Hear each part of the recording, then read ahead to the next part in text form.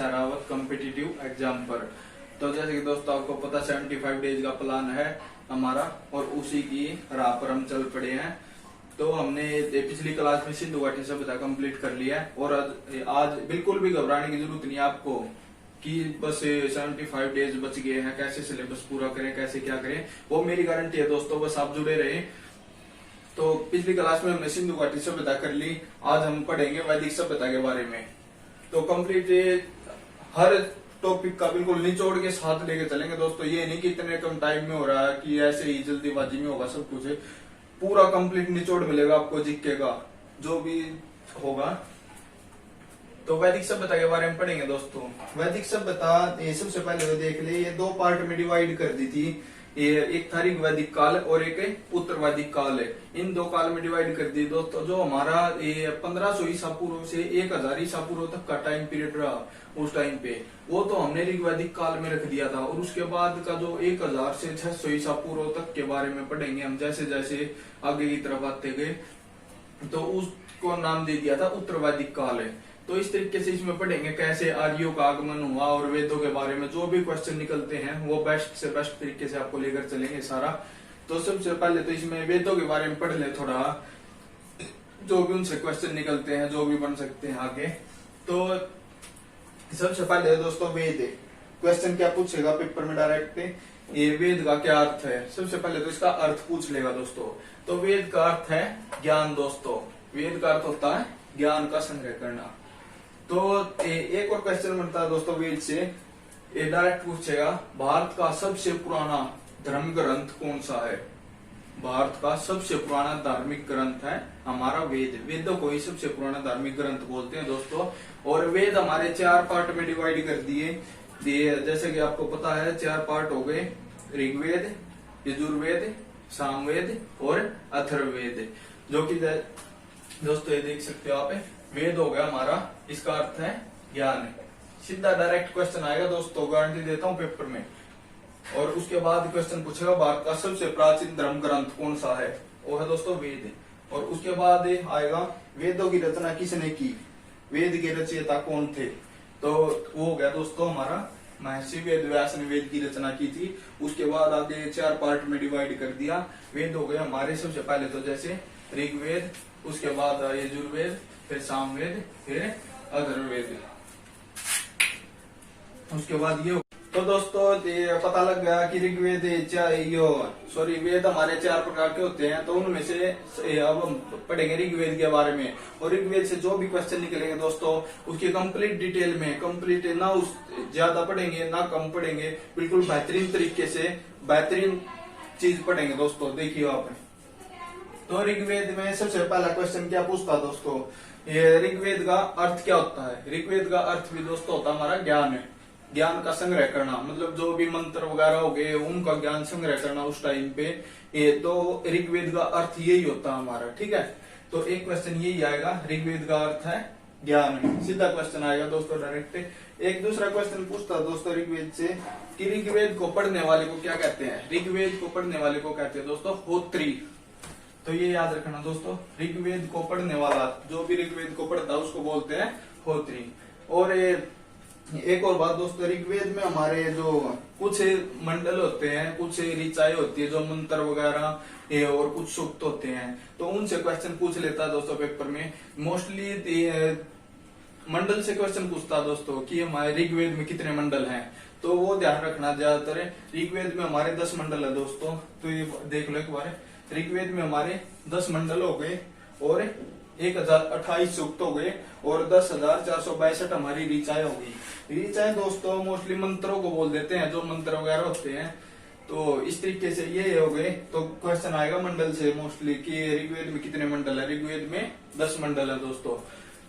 तो एक और क्वेश्चन आता है दोस्तों ऋग्वेद से, किस तरीके से, जैसा मैंने बताया था वैदिक सभ्यता में अब हम पढ़ेंगे वेदों के बारे में और आर्यों का किस तरीके से ये आगमन हुआ, कैसे आए हमारे इंडिया में आर्य उस टाइम पर, तो उनके बारे में पढ़ेंगे। तो वैसे तो हम इसके बारे में आगे आने वाले उत्तर वैदिक काल में पढ़ेंगे, लेकिन ऋग्वेद से रिलेटेड एक क्वेश्चन आता है दोस्तों आर्यों के लिए। तो वो क्या होता है, जो आर्य थे, आर्यों के बारे में कंप्लीट डिटेल है, जो उनके इतिहास के बारे में और राजनीति के बारे में, ये जो भी घटनाएं हैं समाज के बारे में, तो वो हमें किस वेद से प्राप्त होती है, ये क्वेश्चन आता है दोस्तों डायरेक्ट, वो हमें प्राप्त होती है ऋग्वेद से। तो ये हो गया दोस्तों जो मैं ये लिखवाए दोस्तों पॉइंट है, या तो इसी तरीके से एक हिंट के तौर पर अपना छोटे छोटे कम पेज में नोट्स पढ़ेंगे, इस तरीके से अपने नोट्स बनाते चलना साथ के साथ है, और जो मैं बोल रहा हूँ उसको मोस्टली ध्यान में रखना, सारा का सारा बेहतरीन तरीके से करवा जा रहा दोस्तों। तो इस तरीके से एक बार अपना वीडियो को पॉज करके साथ के साथ अपने नोट्स बनाते चलना, जो कि आपके बाद में भी बहुत काम आने वाले हैं। तो आर्यों की जानकारी होगी दोस्तों। तो इससे ऋग्वेद से एक और क्वेश्चन क्या पूछता दोस्तों, जो हमारा गायत्री मंत्र है, गायत्री मंत्र किस वेद से लिया गया है, तो गायत्री मंत्र लिया गया दोस्तों हमारे ऋग्वेद से ही। और ये जो मैंने मंडल की बात करी कि ऋग्वेद में हमारे 10 मंडल होते हैं, तो इस तरीके से एक क्वेश्चन क्या पूछेगा गायत्री मंत्र से रिलेटेड, जो गायत्री मंत्र है वो ऋग्वेद के कौन से मंडल में आता है, तो वो दोस्तों ऋग्वेद के 3रे मंडल में उसकी बात की गई है। तो एक क्वेश्चन इससे एक और पूछेगा कि जो गायत्री मंत्र है उसकी रचना किसने की, गायत्री मंत्र की रचना की थी दोस्तों विश्वामित्र ने, ठीक है, ये क्वेश्चन पूछ लेगा। और एक और क्वेश्चन क्या बन गया इससे, जो कि पूछता है जो हमारा गायत्री मंत्र है वो किसको समर्पित है, हमारा गायत्री मंत्र समर्पित है दोस्तों सावित्री देवी को, तो हमारा गायत्री मंत्र सावित्री देवी को समर्पित हो गया दोस्तों। तो एक और क्वेश्चन जो लास्ट है गायत्री मंत्र से रिलेटेड है, बात छोटी ही है दोस्तों एक लाइन की, लेकिन जिस भी तरीके से घुमा फिरा के आपको क्वेश्चन पूछ सकता है और पूरे चांस है वो मैं आपके साथ बेहतरीन तरीके से डिस्कस करूंगा दोस्तों। तो गायत्री मंत्र से एक और क्वेश्चन क्या हो गया कि जो ऋग्वेद का सबसे पवित्र श्लोक कौन सा है, एक श्लोक है दोस्तों ये गायत्री मंत्र है, तो सबसे पवित्र श्लोक है हमारा गायत्री मंत्र। तो ये एक क्वेश्चन बन गया दोस्तों इससे, जो गायत्री मंत्र है हमारा ऋग्वेद से लिया गया, पता लग गया, और ऋग्वेद के कौन से मंडल से, 3रे मंडल से। इसकी रचना किसने करी, विश्वामित्र ने करी, और किसको समर्पित है, सावित्री देवी को समर्पित है। और जो सबसे पवित्र श्लोक ऋग्वेद का कौन सा हो गया, हमारा गायत्री मंत्र है। तो अब बात करें और कुछ मंडल हैं दोस्तों, 2-3 मंडल और जिनसे क्वेश्चन पूछता है, जो हमारा सोमदेव है पूछ लेगा डायरेक्ट, ये सोमदेव का उल्लेख है ऋग्वेद के किस मंडल में किया गया है, तो ये पूछता दोस्तों सोमदेव का उल्लेख है हमारे 9वें मंडल में किया गया है, ऋग्वेद के टोटल 10 मंडल हैं। तो ये हो गया दोस्तों, अपना नोट कर लेना नोट्स में, 9वें मंडल में सोम देवता को समर्पित है, सोम देवता का उल्लेख किया गया सॉरी इसमें। तो इस तरीके से हो गया। एक बात आती है 10वें मंडल के बारे में पूछता है, 10वां मंडल किससे रिलेटेड है, तो 10वें मंडल में दोस्तों एक युद्ध के बारे में बात की गई है जिसका नाम है दशराग्य युद्ध, और इससे 2-3 तरीके से घुमा फिरा के क्वेश्चन पूछता है दोस्तों। जो दशराग्य युद्ध है ऋग्वेद के किस मंडल में चर्चा की गई है दशराग्य युद्ध की, वो की गई दोस्तों 10वें मंडल में। और एक पूछ लेगा जो दशराग्य युद्ध है ये वो किस किस के बीच हुआ, दशराग्य युद्ध हुआ दोस्तों एक तो सुदास के बीच में और एक 10 जन थे उसके खिलाफ जो लड़ रहे थे, तो उनके बीच में आपस में युद्ध हुआ था, लेकिन जो अकेला सुदास था वो इसमें विजयी हुआ था दोस्तों। तो इस तरीके से दशराग्य युद्ध के बारे में पूछेगा कैसे भी तरीके से घुमा फिरा कर।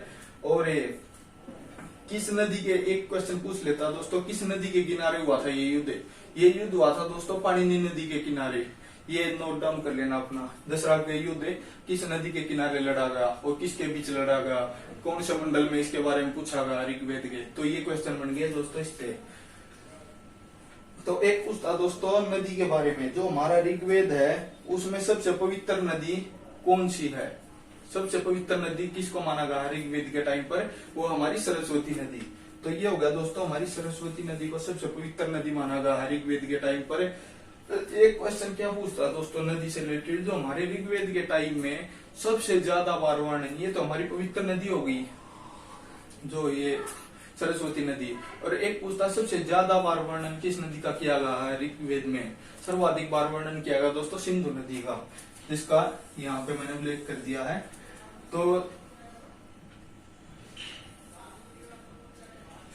और एक क्वेश्चन पूछता दोस्तों ऋग्वेद से रिलेटेड, जो इंद्र है मतलब पुरंदर की उपाधि किसको दी गई है दोस्तों, ये क्वेश्चन आ जाता है। इसकी ऋग्वेद में चर्चा की है। पुरंदर की उपाधि दी गई दोस्तों इंद्र को। और पुरंदर का मतलब है किलों को तोड़ने वाला, किले हो गए जो किलों को तोड़ने वाला। तो पुरंदर की उपाधि दोस्तों दी गई है इंद्र को। ये क्वेश्चन ध्यान में रखना, ये आ जाते हैं। और एक होता दोस्तों, सॉरी ये मैंने उसके 10 राग युद्ध के बारे में बोल दिया दोस्तों, 10वें मंडल में है। 10 राग युद्ध था जो हमारा, वो था 7वें मंडल में, ठीक है। 10वें मंडल में हमारा चतुष्वर्ण समाज के बारे में चर्चा की गई है दोस्तों। हो जाती है मिस्टेक बोलते बोलते कई बार माइंड में कुछ रहता है, जुबान पे कुछ रहता है, तो इन चीजों को दिल पे नहीं लेना है। तो 10वें मंडल में दोस्तों चर्चा की गई है चतुष्वर्ण समाज की। और चतुष्वर्ण समाज का मतलब क्या होता है दोस्तों, जो उस टाइम पे हमारा समाज था 4 वर्णों में विभाजित था। वो कौन से थे 4 वर्ण दोस्तों, एक तो जैसे बोल देते उस टाइम पे स्त्रीय हो गए, और एक हो गए शूद्र, तो इस तरीके से एक हो गए ब्राह्मण, एक हो गए वैश्या। तो इस तरीके से 4 वर्णों में विभाजित था दोस्तों। और इनके बारे में जो चर्चा की गई है, इनको चतुष्वर्ण समाज बोला गया है मिलाकर। तो इसके बारे में चर्चा की गई है, इसके बारे में चर्चा की गई है 10वें मंडल में दोस्तों। ये डायरेक्ट क्वेश्चन पूछता है। और हाँ, ये थोड़ी मिस्टेक हो गई थी बोलने में दोस्तों। जो 10 राग युद्ध है उसका वर्णन कौन से मंडल में है, 7वें मंडल में। तो इस तरीके से दोस्तों आपकी जो भी कंप्लीट डिटेल है ऋग्वेद से, जितने भी क्वेश्चन बन सकते हैं बेहतरीन तरीके से, इससे बाहर आपको कुछ नहीं मिलेगा। और जितना भी मोस्टली था वो आपके इसमें आ गया। अब नेक्स्ट तो दोस्तों अब बात करते हैं यजुर्वेद की। तो ऋग्वेद तो हमने पढ़ लिया, तो यजुर्वेद में दोस्तों डायरेक्ट क्वेश्चन क्या आएगा, जो हमारे बलिदान होते हैं, बलि देनी शुरू हुई, वो और जो यज्ञ याग वगैरह कुछ ऐसे शुरू हुए, वो स्टार्ट हुए थे हमारे यजुर्वेद में दोस्तों। तो डायरेक्ट क्वेश्चन आएगा ये मतलब यज्ञों से और बलि सूत्रों से संबंधित वेद कौन सा है, तो वो हो गया दोस्तों हमारा यजुर्वेद, ठीक है। तो ये हो गया दोस्तों। तो इसके बाद जैसे बोल देता है दोस्तों, क्वेश्चन आ जाता है यजुर्वेद को पढ़ने वाले को क्या कहा जाता है। यजुर्वेद को पढ़ने वाले को कहा जाता है दोस्तों अर्थवायु, ठीक है। और उसके बाद इससे एक क्वेश्चन और निकलता है यजुर्वेद से, वो बहुत ही इंपॉर्टेंट क्वेश्चन है। ऐसा कौन सा वेद है जो गद्य और पद दोनों में है। पद मतलब जिसमें आपको पता होगा, पढ़ी होगा छोटी क्लासों में या स्कूल टाइम में, जो भी कविताएं होती थी हिंदी में, जिसमें कविता और श्लोक वगैरह शामिल होते हैं, वो तो पद में आ गए। और बाकी की जिसमें व्याख्या दी होती है, पूरा मतलब एक पैरे टाइप का दिया होता है, वो गद्य में आते हैं। तो यजुर्वेद में जो डायरेक्ट क्वेश्चन इस तरीके से पूछा है दोस्तों, ऐसा कौन सा वेद है जो गद्य और पद दोनों में है, तो वो हो गया दोस्तों आपका यजुर्वेद। एक क्वेश्चन ये हो गया और एक ये हो गया। एक क्वेश्चन और मतलब 50 चांस रहते हैं दोस्तों इसके बनने के और आने के। तो वो है ये जो उपनिषद के बारे में, जो इसके कुछ इम्पोर्टेंट से उपनिषद होते हैं हर एक उपनिवेश में, हर एक उसमें वेद में। तो यजुर्वेद में भी एक इम्पोर्टेंट उपनिषद दोस्तों जिसका नाम है बृहदारण्यक उपनिषद। उसके बारे में पूछ लेता है कि जो बृहदारण्यक उपनिषद है वो किस वेद में है, तो वो हो गया दोस्तों यजुर्वेद में। तो यजुर्वेद से दोस्तों आपके यही क्वेश्चन बनेंगे, इससे बार कुछ नहीं बनेगा ज्यादा। तो अब सेकंड बात करते हैं इसकी सामवेद की, ठीक है। सामवेद को दोस्तों भारतीय संगीत का जनक कहा जाता है। जो हमारी कल्चर में उस टाइम में, वेदों के टाइम पे जो नृत्य या संगीत वगैरह जो भी शुरू हुए थे, उससे पहले कुछ नहीं था। वो हमारी शुरुआत हुई थी सामवेद के समय में। तो ये सामवेद को दोस्तों भारतीय संगीत का जनक कहा जाता है। तो क्वेश्चन बन जाएगा नृत्य और संगीत से संबंधित वेद कौन सा है, तो वो हो गया दोस्तों सामवेद, ठीक है। एक क्वेश्चन हो गया। और सेकंड क्वेश्चन इससे क्या बन गया दोस्तों, इसे पढ़ने वाले को क्या कहा जाता है, उद्गात्री। तो ये हो गया दोस्तों, इससे पढ़ने वाले को उद्गात्री कहा जाता है। और एक और इम्पोर्टेंट दोस्तों जो इसमें इसके उपनिषद के बारे में बात करेंगे, जो कि इम्पोर्टेंट उपनिषद है, ये वो आता है, पूछ लेगा डायरेक्ट, जो छांदोग्य उपनिषद है। छांदोग्य उपनिषद किस वेद में है, किस वेद से संबंधित है, तो वो दोस्तों सामवेद में। और छंदोग्य उपनिषद क्यों इम्पोर्टेंट है, जैसे क्वेश्चन बन जाए कृष्ण के बारे में वर्णन किस उपनिषद में किया गया है, जो हमारे भगवान श्री कृष्ण है उनके बारे में वर्णन किया गया दोस्तों इसमें छंदोग्य उपनिषद में। तो इसलिए इम्पोर्टेंट हो जाता है ये छंदोग्य उपनिषद। भगवान कृष्ण का वर्णन है उसमें, और ये इसके बारे में सामवेद में शामिल है दोस्तों ये। अब इससे आगे पढ़ेंगे दोस्तों हमारा। तो दोस्तों अब पढ़ते हैं अथर्ववेद के बारे में। जो हमारे 4 वेद थे उनमें से सबसे बाद का वेद हो गया ये। क्या हो गया? सबसे बाद का वेद कौन सा है? अथर्ववेद, जो सबसे लास्ट में आया है। और सबसे प्राचीन मतलब सबसे पुराना सबसे पहला वेद कौन सा था? ऋग्वेद हमारा। तो इसमें से जो भी क्वेश्चन आएंगे दोस्तों उसके बारे में डिटेल से डिस्कस करेंगे, बिल्कुल पॉइंट टू पॉइंट। सबसे पहले अथर्ववेद की रचना किसने करी? अर्थवा ऋषि ने। अर्थवा ऋषि ने दोस्तों इसकी रचना करी थी। इतना इम्पोर्टेंट नहीं है, बस अपने नॉलेज के लिए याद रखना। तो मेन इम्पोर्टेंट है जो इसमें ये लाइन है दोस्तों। जैसे क्वेश्चन किस तरीके से आएगा इसमें, तंत्र मंत्र या जादू टोना या भूत पिशाच से संबंधित वेद कौन सा हमारा? तो वो है दोस्तों अथर्ववेद। ये हो गया, इसको नोट डाउन करते चलना दोस्तों सभी को। और इसके बाद क्वेश्चन क्या आता है? मनुष्य के विचारों या अंधविश्वासों का विवरण है। मनुष्य के विचारों या मनुष्य जो अंधविश्वासी हुआ था हमारा, तो उसका सभी का विवरण है हमारे किस वेद में दिया गया है? वो दिया गया है दोस्तों अथर्ववेद में। ठीक है, ये हो गया एक। और एक और इम्पोर्टेंट क्वेश्चन दोस्तों जो इससे आता है,